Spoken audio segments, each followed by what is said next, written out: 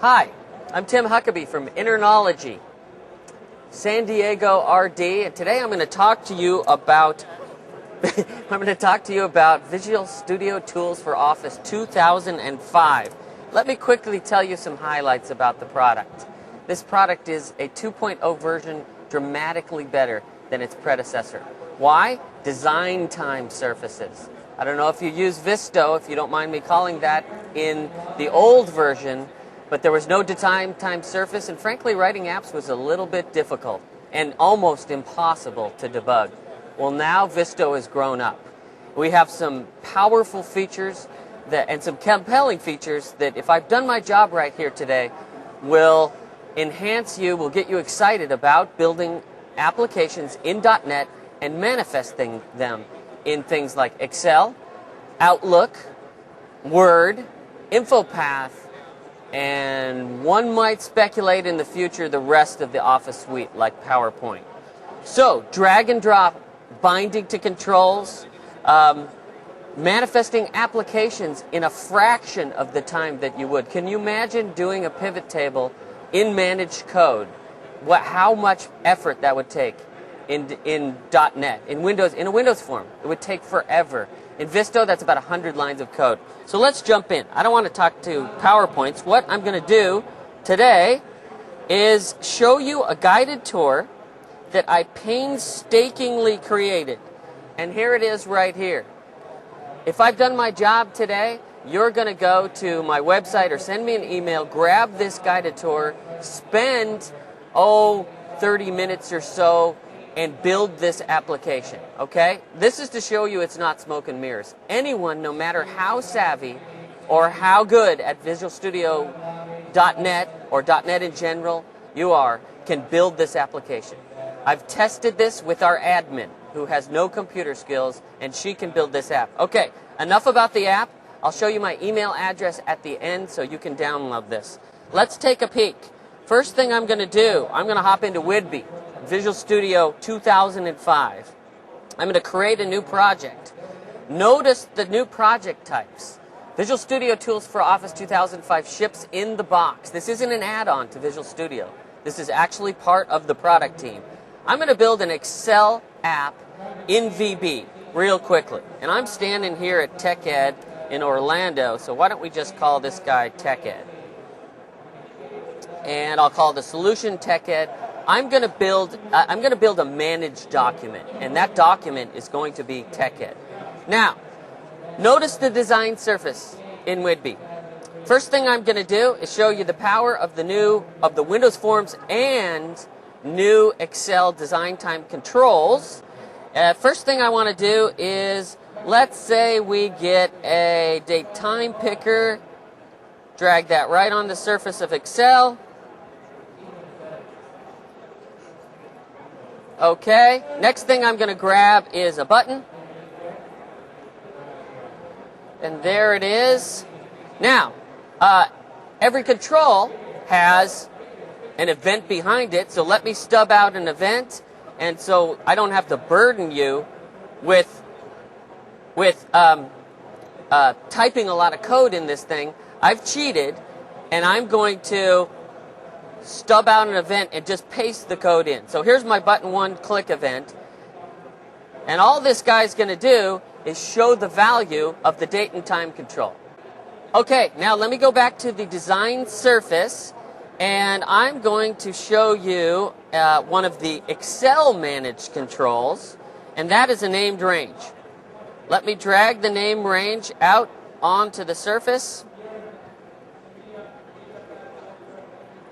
Come on, 𝘔𝙬𝘐. There we go. I'm using the beta 2 version of 𝘔𝙬𝘐 here. Notice that I have, where's my named range? Let me try that again. Toolbox, scroll down to Excel controls, name range. Okay, there it is. I'm using the beta 2. It's a little bit funky. Okay, there's my named range right there. It's name range 2. I'm going to stub out on this guy, and I'll give him a change event. Now, I'm going to have to do a little fanciness here. Okay. And then why don't I, at this point, why don't I go ahead and run this? Now, with me, it's going to compile this app. What happens is a .NET assembly is built, and a typical deployment model would be you'd put that assembly on a network share, and then the Office document itself contains a manifest to that assembly. So you get all the goodness of code access security. You'll be able to lock this down. Really, you can ship these documents completely separate. In fact, you could ship the Excel document here in email if you wanted to, because it's manifested and pointed to the assembly itself. So notice if I click the button, I've got that little dialog with today's date. I've got the date control right on the guy, and then I have a named range right about here. And if I say Tim Huckaby, I've got a change event on that. That also instantiates a dialog. Pretty cool, huh? All right, let me bring this down. And instead of running you through the entire guided tour, which will take you about 25, 30 minutes, let me do the Julia Child thing and get a guided tour that I built just 20 minutes ago that is already running. And that's this guy right here. Okay, there's our date time control. There's our button, the name range. Notice I've also brought an Excel managed list control in here and bound directly to the AdventureWorks database. That's pretty darn functional. That's pretty darn powerful. But check this out. I've got a task pane. Now, what's the task pane? Well, the task pane is the thing you usually turn off the first time you run Office. But you won't anymore, because this is just a simple user control that it's bound into the task pane. If I click this button, I get a reference to the cell I'm sitting on. So if I go over here to Mannheim, click this button, Mannheim, I'm going to show you how this is built in a second. This entire application is about 25 lines of code, which is impressive developer productivity. There's one more thing I want to show you. Check out this. Right-click event, straight from the Excel surface. That is amazing. I'm going to click Show Details. This is a Windows form. I just instantiated a Windows form from the Excel surface, all managed code. All right, let me bring this down, and I'll show you how it's built, and I'll show you just how easy this stuff is. All right, the project, just to show you it's not smoke and mirrors, here's my user control, right? Looks similar. The code behind it is this. Now check out this. This is an important part of VSTO, the global object. I've got a reference. This is a pretty robust object model, don't you agree? I've got a reference straight to the active cell I was sitting on. That's how I got the right-click event. That's how I got the WinForm to reference it, instantiated. That means I can edit either way. I can manage this document from the task pane, from the Windows form, or go the other way around. Kind of like 5, 6, 7, 8 years ago when we had that idea of global variables. That's how this guy performs.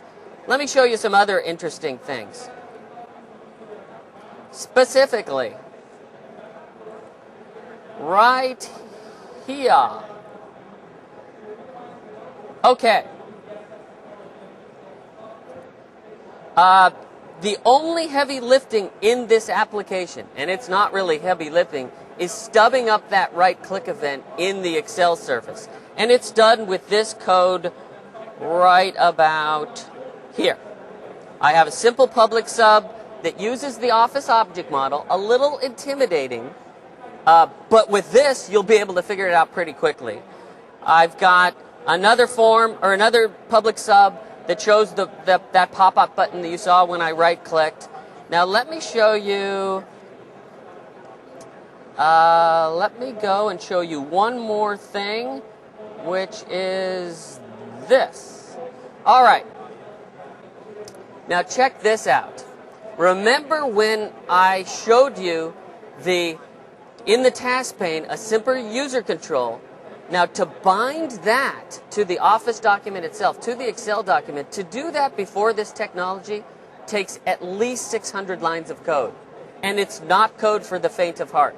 Now, with this product, with VSTO 2005, the Office team and the Visual Studio team have given us a binding method for one line of code. So if I build a user control, which is nothing more than a WinForm, I can bind that to the Office document with one line of code. That is powerful. That is amazing technology, and that's why I'm so enamored with this product, and hopefully you will be too.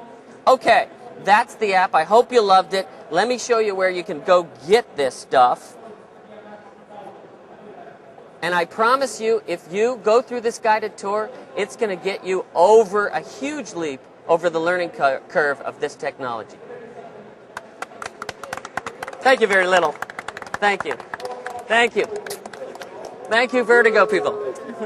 Thank you, Carolyn.